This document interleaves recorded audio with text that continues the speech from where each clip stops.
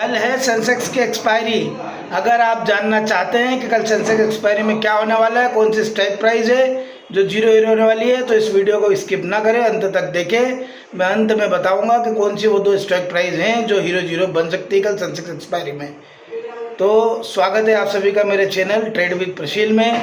मेरा नाम है प्रशील। जो लोग नए हैं उन्हें बता दूं, मैं हर शाम आता हूं निफ्टी के डिटेल एनालिसिस के साथ में, सेंसेक्स के डिटेल एनालिसिस के साथ में, कि सेंसेक्स और निफ्टी और बैंक निफ्टी तीनों अगले ट्रेडिंग सेशन में क्या करने वाले हैं। और इसी जानकारी के साथ में मैं आपको ये भी बताऊंगा, क्योंकि कल सेंसेक्स एक्सपायरी है, तो ये भी बताऊंगा कि स्ट्राइक प्राइस कल क्या होने वाले हैं जो हीरो जीरो हो सकते हैं। अब बात करते हैं कि कल मैंने आपको क्या लेवल बताए थे आज ट्रेडिंग के लिए।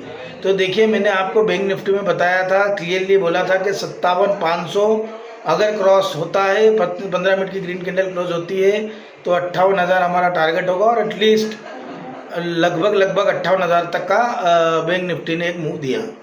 इसी पे मैंने सेंसेक्स में आपको बोला था, नीचे के मैंने सेंसेक्स को आपको कोई मूव नहीं दिए थे। मैंने आपको बताया था कि अगर सेंसेक्स कहीं ना कहीं 77,300 को क्रॉस कर देता है तो 78,000 तक की एक चाल हमको देखने को मिल सकती है, जो कि एग्जैक्टली 78,000 के करीब पहुंच गई। अब बात करते हैं निफ्टी में। मैंने क्या कहा था, देखिए निफ्टी में मैंने आपको स्पष्ट कहा था कि 360 आ सकता है, 24,360 आ सकता है, और उसके बाद रिवर्सल आएगा कहीं ना कहीं। निफ्टी 360 से थोड़ा और नीचे अगले रेजिस्टेंस पर गया, अगले सपोर्ट पर गया, और अगले सपोर्ट पर जाकर सपोर्ट लेते हुए वापस रिवर्सल मार दिया। तो निफ्टी का प्रेडिक्शन भी लगभग 80% में बोलता हूँ कि सही रहा मेरा।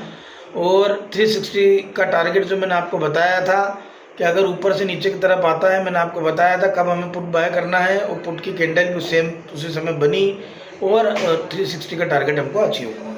अब बात करते हैं कि कल निफ्टी क्या करने वाला है। देखिए, अगर निफ्टी कल फ्लैट खुलता है हाँ, एक बात और मैं आपको बता दूं कि एकमात्र मेरा ऐसा चैनल है ट्रेड विद प्रशील जो आपको तीनों सिनेरियो बताता है निफ्टी में, कि बड़ा गैप अप पे क्या होगा, गैप अप पे क्या होगा, फ्लैट पे क्या होगा, गैप डाउन पे क्या होगा, और बड़े गैप डाउन पे क्या होगा। तो अभी अगर आप ये तीनों सिनेरियो जानना चाहते हैं तो प्लीज़ ज़्यादा से ज़्यादा मेरे वीडियो को शेयर कीजिए और अपने दोस्तों के साथ में, ट्रेडिंग मित्रों के साथ में बताइए, क्योंकि एकमात्र ऐसा चैनल है जो तीनों सिनेरियो पे बात करता है। अब बात करते हैं निफ्टी अगर फ्लैट खुलता है तो क्या होगा। देखिए, अगर निफ्टी फ्लैट खुलता है तो हमें कॉल कब लेना है। निफ्टी अगर 24,500 के ऊपर 15 मिनट की ग्रीन कैंडल बना देता है तो हमारा पहला टारगेट होगा 24,620 का। 15 मिनट की ग्रीन कैंडल का मतलब है 15 मिनट की ग्रीन कैंडल और उसके बाद की 5 मिनट की कैंडल जो कि लास्ट 15 मिनट की ग्रीन कैंडल के हाई को तोड़े, तभी हमें कंफर्मेशन होगा कि जो 24,500 है वो टूट चुका है। तो उसके बाद अगला टारगेट हो सकता है 24,620 का। 620 पे प्रॉफिट बुकिंग हो जानी चाहिए।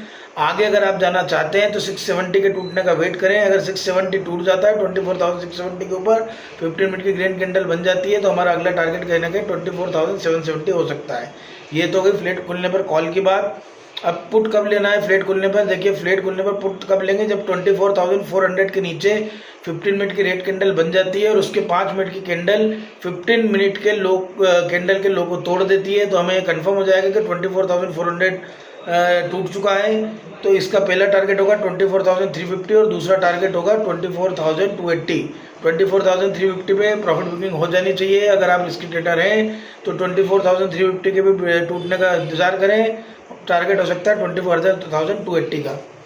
अब अगर मान लीजिए गेप अप होता है तो क्या होता है। देखिए, गेप अप की रेंज भी कहीं ना कहीं सीधे 24,500 की हो सकती है। तो गेप अप खोलने पे अगर गेप टूट तो मतलब सस्टेन रहता है, 15 मिनट की ग्रीन कैंडल 24,500 के ऊपर आ जाती है, तो हमारा टारगेट वही रहेगा 24,620 का। और 620 भी टूटता है तो 24,670 का। 670 भी टूटता है तो 24,770 का। ये गेप अप की बात हो गई।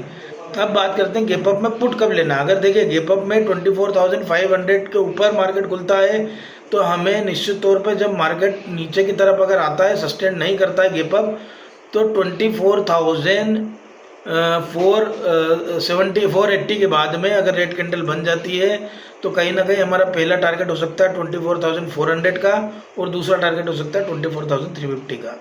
अब बात करते हैं कि अगर बड़ा गैप अप खुल जाता है तो क्या करना है। देखिए, बड़ा गैप अप अगर खुलता है तो कहीं ना कहीं रेंज हो सकती है 24,580 से लेकर 24,620 की। कॉल कब लेंगे, 620 अगर तोड़ देता है, 15 मिनट की ग्रीन कैंडल बना देता है, तो अगला टारगेट हमारा 24,670 का और उसका अगला टारगेट 24,000 770 का। अब बड़े गैप अप में पुट कब लेना है? बड़े गैप अप अगर खुलता है मार्केट कहीं ना कहीं 24,620 के ऊपर खुलता है तो पुट हम कब लेंगे? जब 24,580 के नीचे रेड कैंडल बन जाती है। हमारा पहला टारगेट हो सकता है 24,550 का, और दूसरा टारगेट कहीं ना कहीं हो सकता है 24,470 का। ये है बड़े गैप अप खुलने की बात। अब गैप डाउन खुलने पे क्या करना है? देखिए, गैप डाउन अगर खुलता है तो रेंज हो सकती है 24,400 से लेकर 24,380 तक की। अगर मार्केट गैप डाउन खुलने के बाद में नीचे जाता है और कहीं ना कहीं 24,370 के नीचे रेड कैंडल बना देता है तो हमारा पहला टारगेट होगा 24,350 का और दूसरा टारगेट होगा 24,280 का। अब बात करते हैं बड़े गैप डाउन की।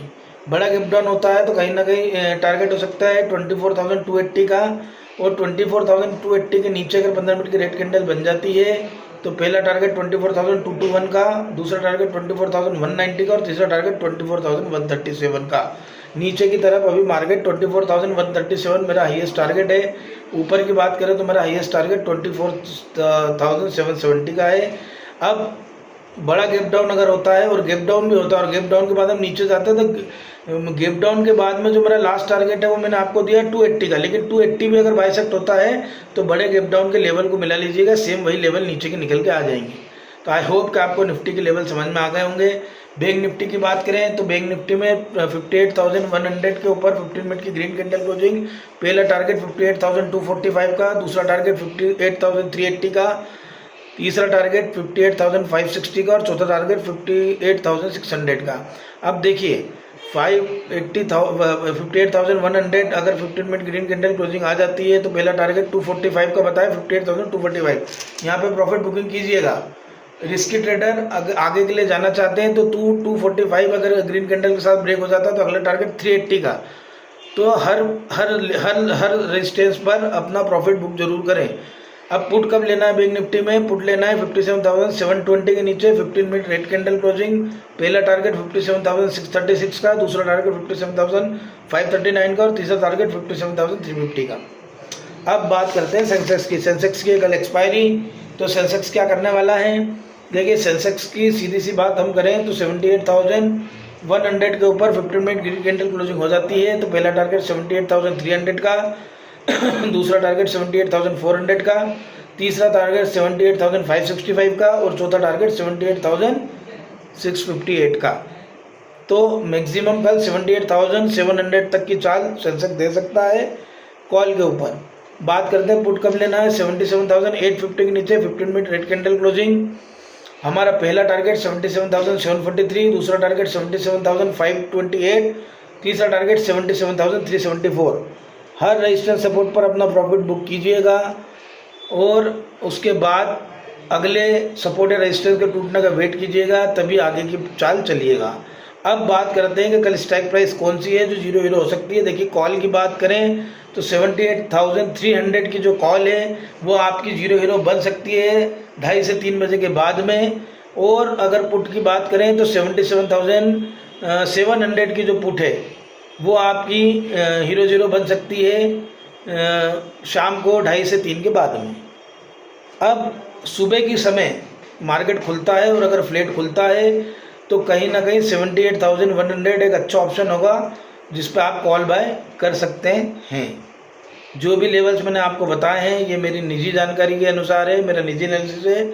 आप ट्रेड लेने के पहले अपने निजी सलाहकार से एक बार ज़रूर सलाह लें। जब भी आप कॉल बाय करें, सपोर्ट पर बाय करें, जब भी आप पुट बाय करें, रेजिस्टेंस पे बाय करें, जब भी ट्रेड लें एसएल के साथ लें। इससे आपके ट्रेडिंग में लॉस होने के चांसेस बहुत कम हो जाते हैं। तो आई होप कि लेवल आपको समझ में आ गए होंगे। ज़्यादा से ज़्यादा मेरे चैनल की जानकारी अपने ट्रेडिंग मित्रों के साथ शेयर करें और मुझे ग्रो होने में अपनी मदद करें। धन्यवाद। मिलते हैं फिर नए लेवल के साथ में। धन्यवाद।